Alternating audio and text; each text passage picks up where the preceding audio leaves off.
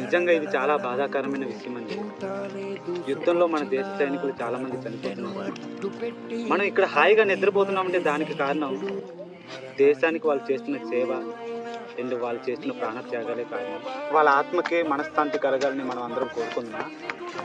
దీనికి అంతటికే కారణం ఆ ఉగ్రవాదులు పూజిస్తున్న పాకిస్తాన్ ప్రభుత్వం ఉంది. ఆ పాకిస్తాన్ ప్రధాని పేరేంటి? అనవసరం తుఫాసేదవా. కేవలం నువ్వు తీసుకున్న తప్పుడు నిర్ణయాల వల్లేరా ఈరోజు దేశంలో అమాయకమైన ప్రజలు సైనికులు చనిపోతున్నారు. సార్ మోడీ గారు, నాకు ఒక మెసేజ్ ఇవ్వండి. వెళ్ళి వాడి సీట్ కింద పెట్టేస్తాను. దరిద్రం వదిలిపోతుంది నా కొడుక్కి. ఆయన ఇలా కాదు, పంపేశాను.